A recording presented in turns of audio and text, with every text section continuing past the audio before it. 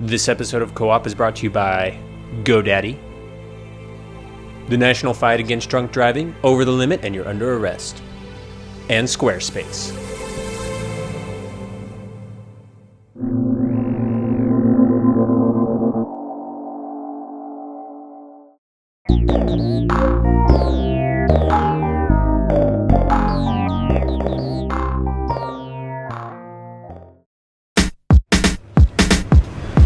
Okay, so we've got the chats covered for this week, but we still need a narrative idea. Yes. So somebody start throwing stuff out. Okay, how about it's really simple. Like we go back to our apartment. We're all sitting around the kitchen table, and I don't know. Maybe at that point, Jason has not.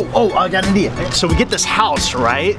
And like Jay, he's got to live with Sonic, and then like Rob, you got to live with Mario because you kind of look like Mario, and people kind of like would, mistaken you, and that'd be pretty funny, right? And then like they have this like rivalry they've had since like the. Dude, where are we gonna get a house? Where are we gonna get Sonic and Mario? Dude? Yeah. I don't know. We'll figure something out. We always do, you know. I mean, it's have no money. Yeah, I don't know. Like, what about a no budget idea? That's not even realistic. Anybody got anything else? I mean, like. All right, so we're sitting around the kitchen table. Jason's got an idea. Maybe Rob is there and he thinks the idea is stupid, so he's like, "Oh, that's a terrible idea." And then, I got. This is good. This is good. Okay. All right, so like Ryan needs extra money, right? So he has to like start a daycare. And like at first he doesn't really like the kids and stuff, but then they like start talking about like video games, you know? So he falls in love with the kids, right? That's and then disgusting, dude. Dude, not like that. Then the city takes away his license, so he like has to fight the city to get the kids. Come on. Where are we gonna get a bunch of kid extras? Like props for a daycare. Yeah. We just go, they're everywhere. We just go and pick some up. Oh my god. Can't do that. No money. Ooh, this is it. This is the one. All right, so like Matt gets in his car accident, right? His legs don't work anymore, so he's got robot legs, and he's got this special power, right, where he can like jump like super high up on the building tops and collect orbs and like. That is Crackdown. That is. Come on, we have no money. Yeah. No, we need robot legs and Matt jumping from buildings. Oh, listen, check it out. He's got a robot dick. Oh my god, Jason. How are we gonna even I don't even want to see that. Disgusting. It's a video game show. Yeah, not robot porn. Guys, If you're not gonna help, then like just drink these your are coffee. great Why do ideas. we What is in that? What are you guys talking about? Come on, dude, you have terrible ideas. Honestly, every idea gets worse and worse. It's like embarrassing, really, listening There's to like this. there's this black hole where your mouth is that ideas just go and die. Dude, I am sick of you guys knocking my ideas. These are great ideas. They are gold. You are wrong. I'm gonna start my own show. What do you mean you're gonna start? You guys suck. You know what? You are hurting my feelings. I can't believe you guys. Eat a dick, dude. A robot dick. What a baby.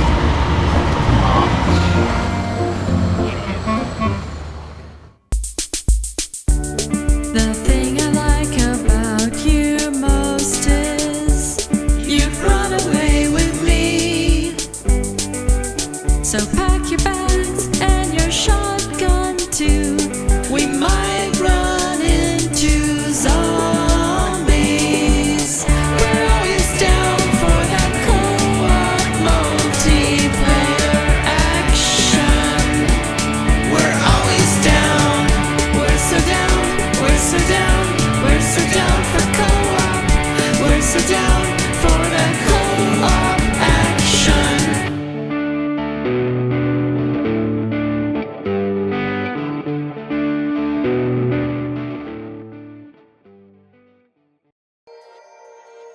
I booted up Halo 3 in anticipation for this multiplayer event that we were going to go play, and I looked at my service record, and compared to Halo 1 and Halo 2, I think I played Halo 3's multiplayer the least out of it. I know you played a lot of Halo, especially 1 and 2. I played a lot of Halo 3, but definitely 1 and 2 were my go-to games. Your bread and butter. I sharpened my teeth on Halo 2 pretty much. Yeah. But Halo 3, even though I played a lot of it, it was just there was something missing from Halo 2, so I didn't play as much.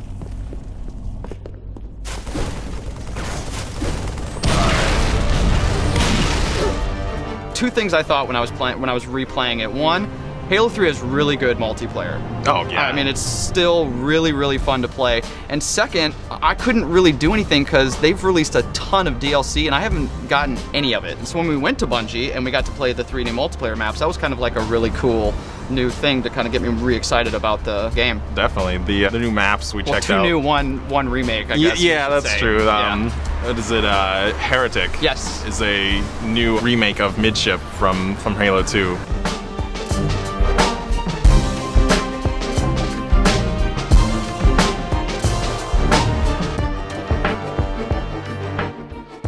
One of the things they said, and I really feel like I agree with them, is a lot of the feedback they received was that Halo was lacking sort of those smaller, open arena-style maps that are really good for like quick Team Slayer matches or for Rumble Pit. And so if they are, you know, I like that they took that feedback and said, let's make more. And, you know, Midship is a great example for that. Flag recovered.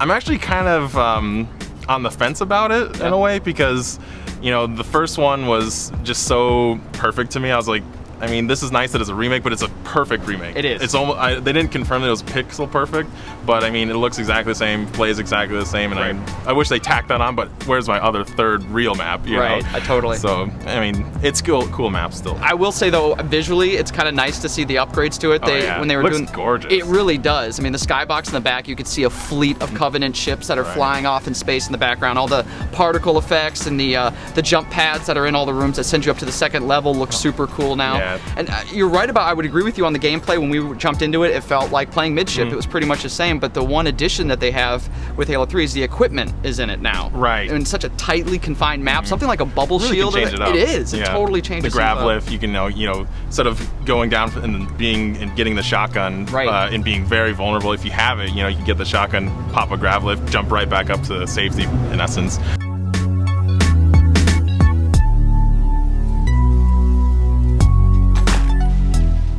It's like you're saying about the close quarters sort of symmetrical arena style maps. Citadel, Yes. which is a real, full-blown new map Yep. that Bungie came out with, is perfect for that. I loved it, It's just like yeah. a big grind pit of carnage.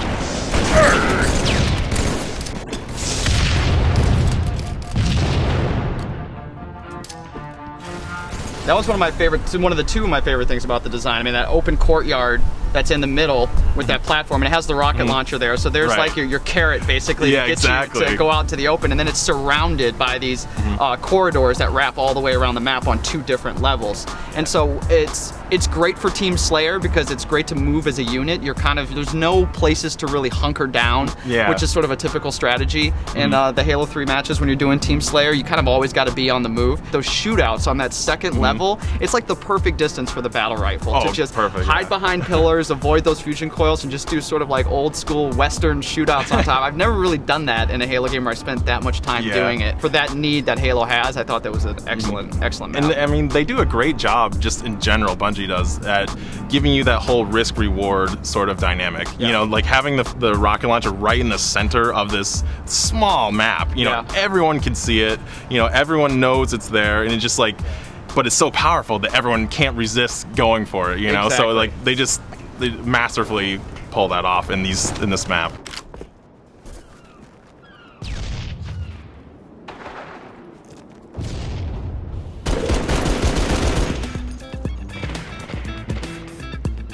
Probably our favorite map that we I would saw. agree. Favorite map. yes. Longshore. Longshore. Beautiful. Yeah, Huge. Yeah, this is totally the exact opposite. This they compared it to more of the high ground or Zanzibar, those asymmetrical maps where they're designed for sort of the one flag capture the flag or the bombing run. We did the bomb run a couple times. Yeah. One bomb Times on it too, and that was really cool. It's set on the outskirts of Mombasa, if I remember correctly. And It's an abandoned Like fish refinery or something? yeah, like Yeah. something like that. yeah, so it has it has 2 bases, one on the outside, one on the inside, to defend, and then sort of a multiple ways to get inside sort of the main factory through different levels.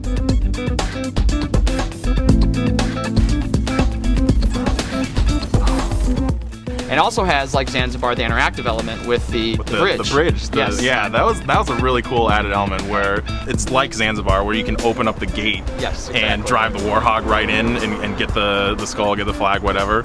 this is basically a drawbridge that pops out right over your enemy's base, and you can run in from the top, you know, drop down, you know, throw grenades first, drop in and take the flag and just bolt with it. Right. You know, there's no real, you just sneak right in the back door basically. But on the negative side of it, you know, it's very open. It's right there on the ceiling. You know, everybody can see it, and it makes this really loud noise when it opens. So when that gate, I think it's a great comparison to use it as a drawbridge, because that's exactly what it is. Once it's extended, you know, guys start pouring out.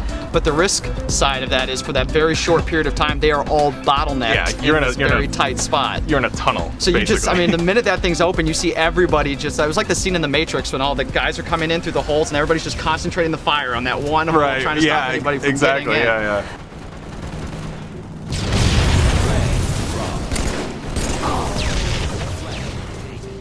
I think it was strongest when we did big team, one flag capture the flag, taking turns defending and attacking. I think it's going to make a good big team Team Slayer map as well, just because there's so many corners and areas to hunker down and defend, and, you know, to sort of bottleneck your enemies. It's something I think Bungie's done really well with so many of their Halo maps, is there's just this always sort of really good balance and the playability sort of across different mode types. So I'm really excited to spend just a lot more time with those maps and sort of learn all the little tricks and things that people have learned in all the other ones. Yeah, when the Mythic map pack comes out, 21, is it? 24, including the new ones. And new so, maps. I mean, for someone like me who hasn't gotten any of the DLC, I mean, I'm already excited about getting ODST and playing the firefight mode, and that's, you know, that's already a purchase for me. And the fact that this disc is going to come with it, and you pop it in, and there it is. You have all 24 maps for Halo, and I don't have to keep playing the same 5 ones that I've been playing for the past 2 weeks. So, yeah, that just makes it all the more better. I'm really looking forward to it for sure. Play some more. Yep.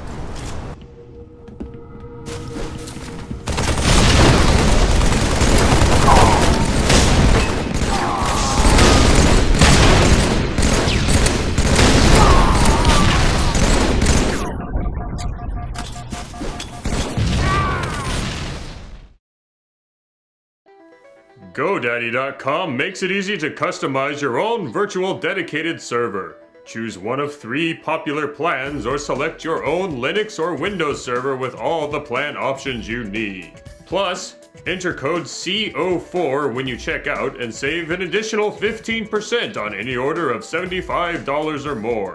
Some restrictions apply. See site for details. Get your piece of the internet at GoDaddy.com.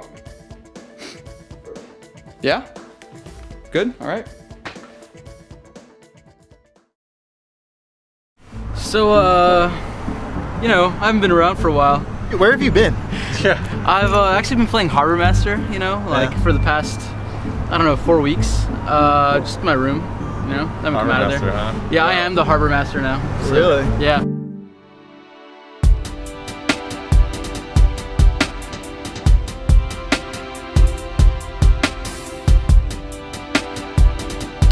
It first came flight control, so it was the first in the line drawing genre which we played, and it was pretty cool, you know. You had to line the planes up to the different landing strips. Harbormaster is the exact same thing, except it's faster. And with boats. And with boats. You're in the water. Right.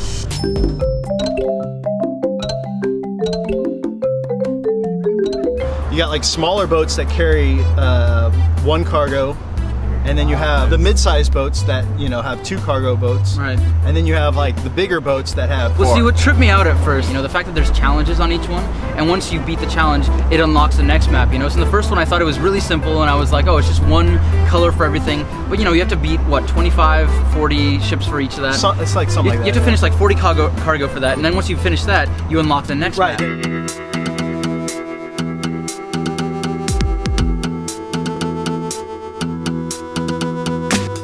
As the levels progress, you realize that they not only integrate like different colors, they integrate like cyclones.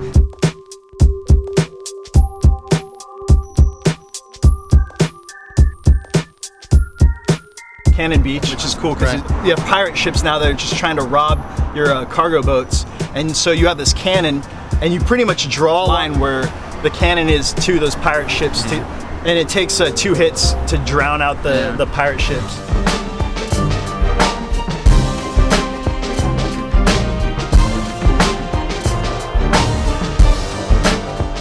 Like the level design is obviously more built for more complexity. It gets more intense faster too. Like by the time you hit, you know, 30, it's already kind of tough, and by the time you hit 50, it's like you're in, you know, rapid fire mode. Right.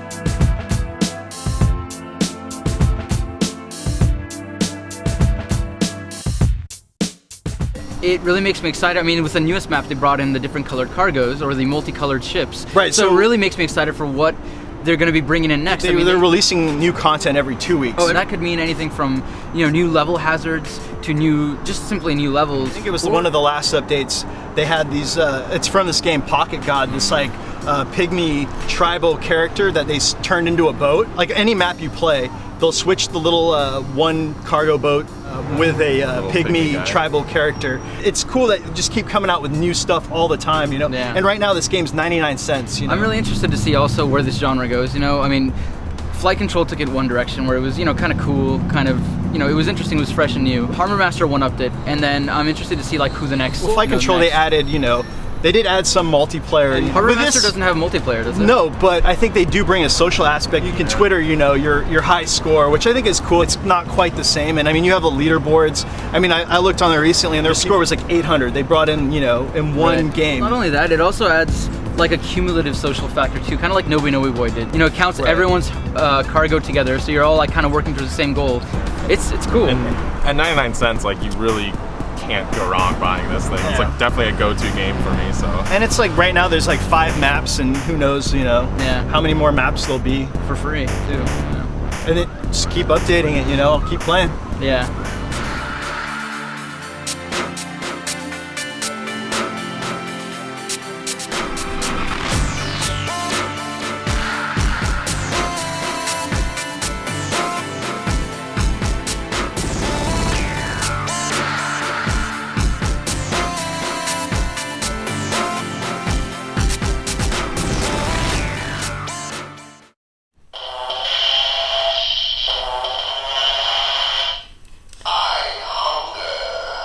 The Jason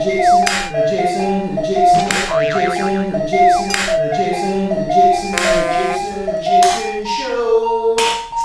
This is my show.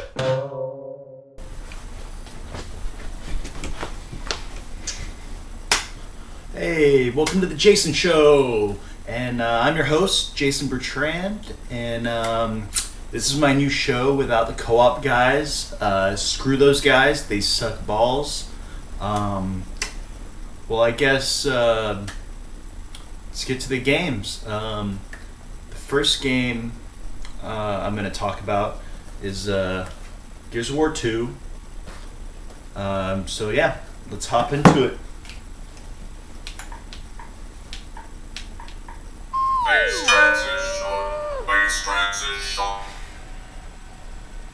Man, I'm hungry. Get some food. Hey, welcome back to the Jason Show. Just at the grocery store here, gonna pick up a couple things. Maybe we should get some chips, actually. Yeah. Kinda want some Lay's.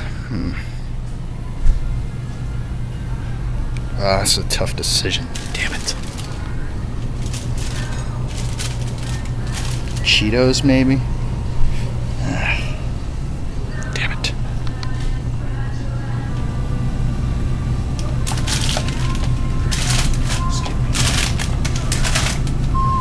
Jason Show. Alright, it's lunchtime. Yeah. Got me some chicken. Can I get a witness? Is he still here? You're Edgar Allan Poe? Yeah, it's a graphic novelist, the writer, but he's killing vampires. Slender's next movie. Wow.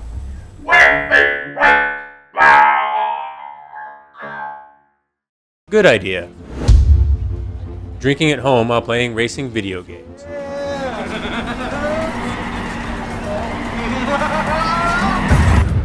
Bad idea. Drinking and driving. Don't do it. Far too many people just don't understand that alcohol, drugs, and driving do not mix. Law enforcement officials are going to be out in force all over the country from August 21st through Labor Day, cracking down on drunk drivers. Beyond putting your life at risk, you could be costing yourself a bundle of time and money. Jail time, your driver's license, higher insurance rates. Heck, you could kill somebody. So just don't do it. In fact, the worst part of it all is how easy it is to avoid. You can still go out there and have fun, just plan ahead. If you're going to drink, designate a driver, call a taxi, use mass transit, or find some kind of sober ride program. Or you can just do what we do and stay home and play some racing games. Drinking and driving, over the limit, under arrest.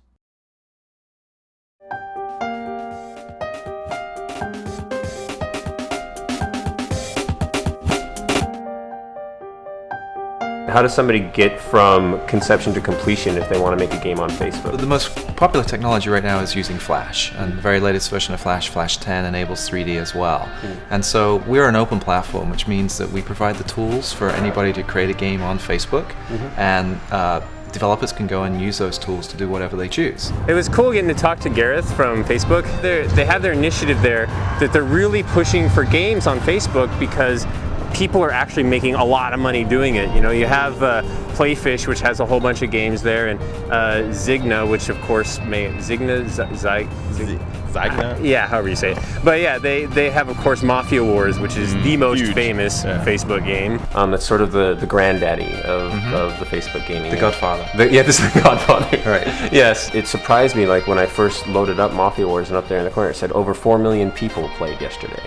Do you have any other games that are reaching those kinds of numbers? Because that's kind of astounding. It is incredible. I think there are so many people now on Facebook. We have over 250 million people actively using this site every 30 days.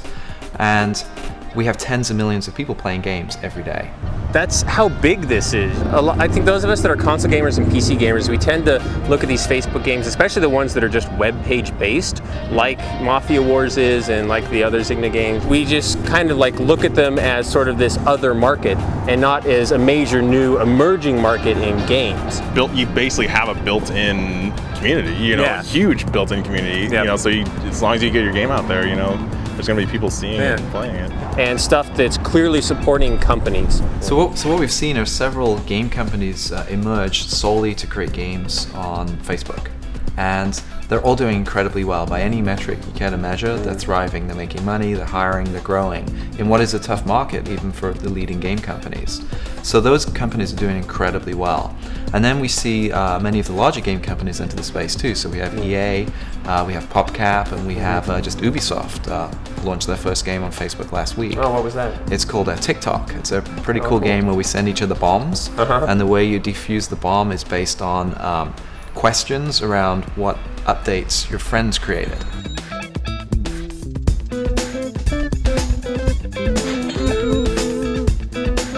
I mean, personally, I play a ton of Mafia Wars. Like, it has a WoW effect on me. You know, I used to play WoW. I used to, I played it a lot. Wait, did Mafia Wars take you away from WoW? It didn't take me away from WoW. I think my girlfriend took me away from WoW. Okay. But Mafia Wars hits on a lot of the same triggers that WoW did. You know, the whole sort of, constant but very slow, rewarding process. Right. But what really makes it work is the fact that you can interact with the rest of with all of your friends, all of your Facebook friends that are playing Mafia Wars, and then you can help each other out. And it helps you out at the same time, because if you're in my Mafia and then I help you with your character, then that makes my intake of money better. That makes me more powerful in battles. It's really up to the developer what kind of experience they build, but the most successful games that we see on Facebook today are ones that really utilize the unique properties of the platform. So they're inherently social, you get to play with your friends, and we believe that playing with your friends is far more fun than playing alone or playing with people you don't know. Sure. And so you're seeing these kind of farming games, which is interesting, like farming is the new black. And it seems that everyone has a farming game now, and the mechanics that are really interesting in farming are not only kind of designing and growing crops, but you want to check back in frequently to see how things are going and make sure your farm's going well, and harvest your crops.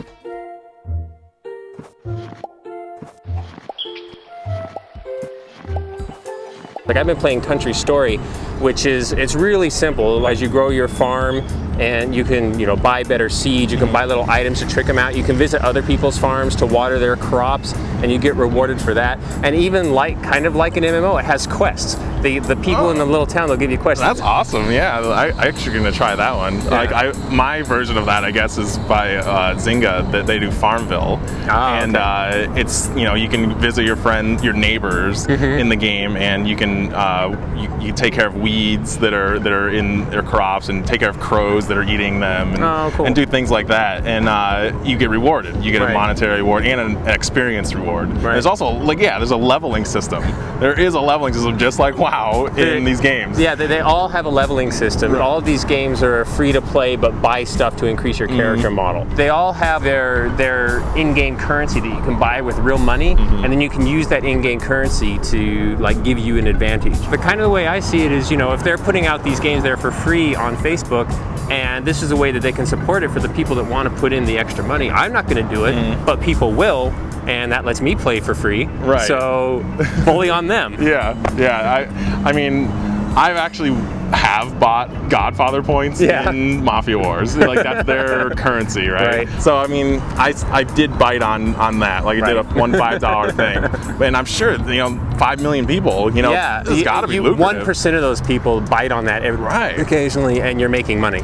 Yeah, so we see three different main revenue models today. We see advertising, we see what we call offers, where you can sign up for, say, Netflix and get a free item in the game, and microtransactions. And different games use those models in different ways, and different models lend themselves to different types of gameplay. And they've also got the back end, which is Facebook Connect. It enables game developers of all stripes to integrate Facebook into their games, and so they're really hoping that they can branch out into other consoles. If you look at the history of gaming, it's fundamentally social, from the games we played as kids, through the early board games, backgammon and chess and Monopoly, and even if you look at Pong. And so do you think it'll be adopted by third-party developers as on the individual consoles as a way to make that happen? Absolutely, yeah. So as Facebook Connect rolls out on the Xbox, we've already been talking to all the leading game developers, and they're all super excited about this and building it into their games. Is Sony in the works? What about Nintendo? So we believe that all devices and all consoles will ultimately be connected to Facebook. It's really just a question of time. And the video game developers are really, really excited about this. So that same experience we see mapping to all devices going forward. So we released Connect for the iPhone. I'm actually seeing it more in iPhone games right now. Ryan just got this game called Spider, and it has Facebook integration right into the game right there on his iPhone. And it's pretty simple right now, but I can see that kind of stuff being pretty complex, because as long as you allow an application to have permission to access your social network, there's all kinds of stuff that they can do with it, as we've seen with the games that are on Facebook themselves.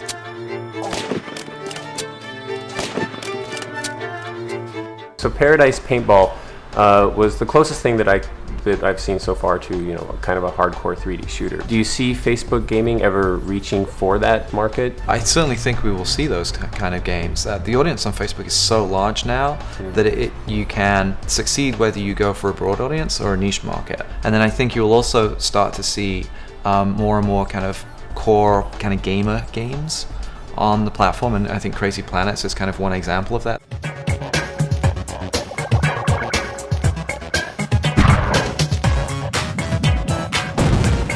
It reminded me a lot of Worms. You bounce from planet to planet and they get kind of hard, and you can go back to different planets in different stages so that you can level up, so that you can get more cash to research better weapons, so that the harder planets become easier. But where the Facebook integration comes in is any of your friends, even if they're not a player of the game, you can assign them as an extra character. And the really cool thing about this particular app is that it actually uses their profile picture and your profile picture, and there's a little thing where you can tilt and zoom it or whatever, so it fits on your little character. So there's like a little Matt head wandering around. Do you have any personal favorites as far as the games go? I do. So we looked at 3 this morning. I think Crazy Planets is a lot of fun. Everyone's playing Typing Maniac right now.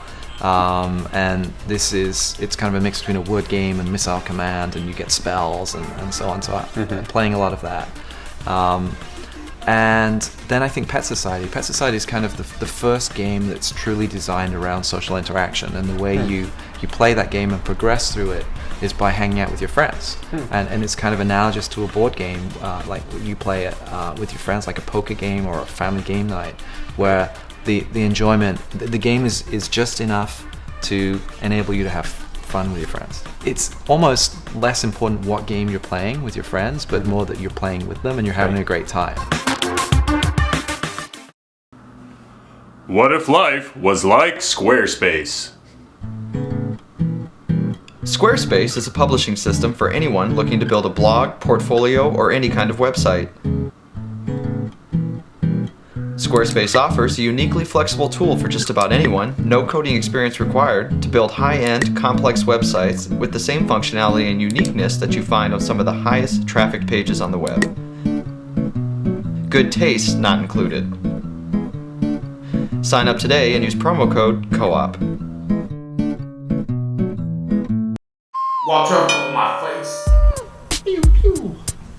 So this is my workspace. This is where I get all my ideas. This is why I'm so humble and grounded. You know, I lay on the ground. I physically lay on the ground. Here we got Rob and Mario. This is when they become best friends, but they don't become best friends right away. You know, like sometimes Mario he spills spaghetti in the bed when they have to sleep in the same bed together. You know, it's like good though. It's good because it's good conflict. You know, and you need that in a good show. These guys don't understand that. You know. We got Ryan.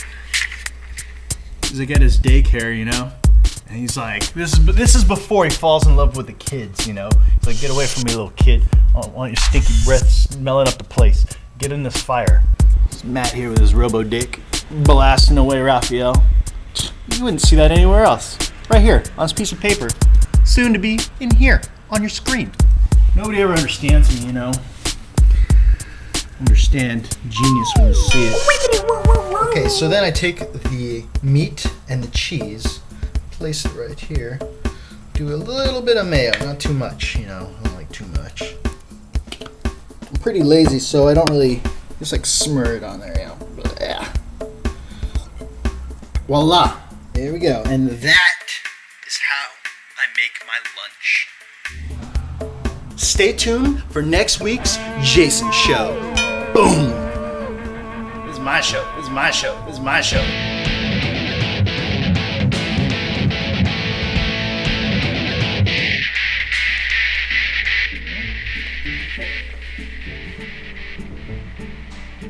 So, what do you guys think?